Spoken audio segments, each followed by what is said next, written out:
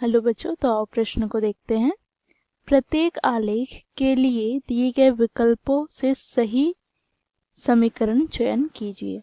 तो बच्चों देखो, इसके लिए हमें 4 विकल्प दिया गया है। पहला विकल्प में y बराबर x, दूसरा विकल्प में x प्लस वाई बराबर 0, तीसरा विकल्प में y बराबर 2 गुनी x, चौथा विकल्प में 2 प्लस 3y बराबर 7।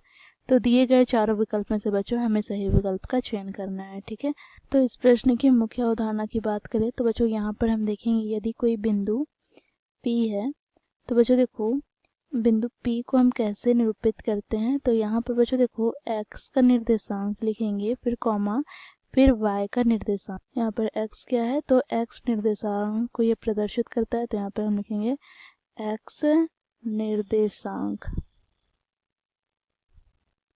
और y क्या है बच्चों, तो यहाँ पर y निर्देशांक है। बच्चों देखो x निर्देशांक भुज भी कहते हैं तथा y निर्देशांक को कोटि। और बच्चों यहाँ पर हम कार्तीय तल की बात करें तो बच्चों यहाँ पर क्षैतिज रेखा को x अक्ष से निरूपित करते हैं और ऊर्ध्वाधर रेखा को बच्चों y अक्ष से।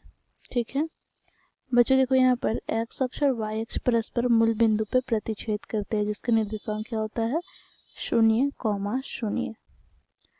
अब बच्चों देखो मूल बिंदु के दाईं और x पे धन संख्याएं धनात्मक होते हैं, परंतु बाईं और ऋणात्मक। देखो इसी प्रकार बच्चों देखो मूल बिंदु से ऊपर की ओर y पे संख्याएं धनात्मक होते हैं, परंतु नीचे की ओर ऋणात्मक होते हैं। तो इन मुख्य अवधारणा की सहायता से बच्चों हम दिए गए प्रश्न को हल करते हैं। तो प्रश्न में हमें क्या दे रखा है, तो देखो पहला विकल्प में हमें दे रखा है y बराबर x समीकरण। y बराबर x अर्थात जो हमें x निर्देशांक का मान प्राप्त होगा, अर्थात जो हमें भुज प्राप्त होगा वही मान y निर्देशांक अर्थात कोटि का होगा। तो यहाँ पर बच्चों हम आलेख पर देखें तो आलेख पर बच्चों देखो यहाँ पर बिंदु कौन कौन से बिंदु को ये प्रतिच्छेद करते हुए जा रहा है। तो देखो यहाँ पर इस बिंदु को हम a दे दें तो इसका निर्देशांक क्या है, तो -1,1 अर्थात यहाँ पर x निर्देशांक -1 है और y निर्देशांक 1 है। तो यहाँ पर बच्चों देखो हम यहाँ पर देखेंगे तो क्या x बराबर है y के, अर्थात -1 बराबर है 1 के, नहीं। तो यहाँ से हम कह सकते हैं x बराबर नहीं होगा y के। तो बच्चों पहला विकल्प यहाँ पर हमारा गलत हो जाएगा। ठीक है, इसी प्रकार यहाँ पर दूसरा विकल्प में दिया गया है बच्चों x प्लस वाई बराबर 0। अब बच्चों देखो यहाँ से हम क्या लिख सकते हैं, तो इसे हम लिख सकते हैं, पक्षांतर करते हैं तो x बराबर -y।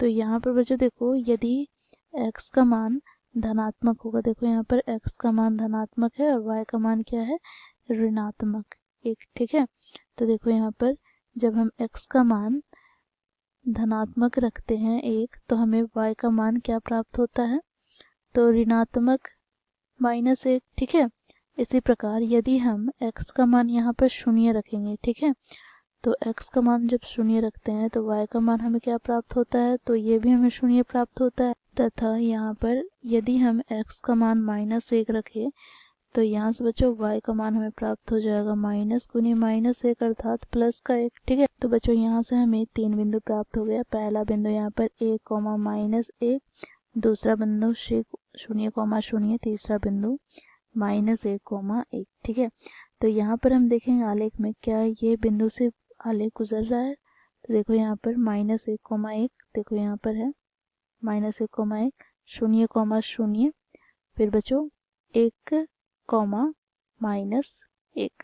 तो देखो सभी बिंदु इस रेखा पर स्थित है। ठीक है, तो हम यहाँ पे लिखेंगे क्योंकि सभी बिंदु अर्थात 1,-1, 0,0 तथा -1,1 आलेख पर स्थित है। तो यहाँ से हम कह सकते हैं अतः दिए गए आलेख का समीकरण x प्लस वाई बराबर 0 है। तो बच्चों देखो ये हो जाएगा हमारा दिए गए प्रश्न का उत्तर। अब हम विकल्प की ओर चलेंगे तो कौन सा विकल्प हमारा सही होगा। तो बच्चों देखो x प्लस वाई बराबर 0 विकल्प 2 में दिया गया है, तो विकल्प 2 यहाँ पर हमारा सही हो जाएगा, बाकी विकल्प गलत हो जाएंगे। ठीक है बच्चों, आशा करती हूँ आप लोगों को ये प्रश्न समझ में आया होगा। धन्यवाद।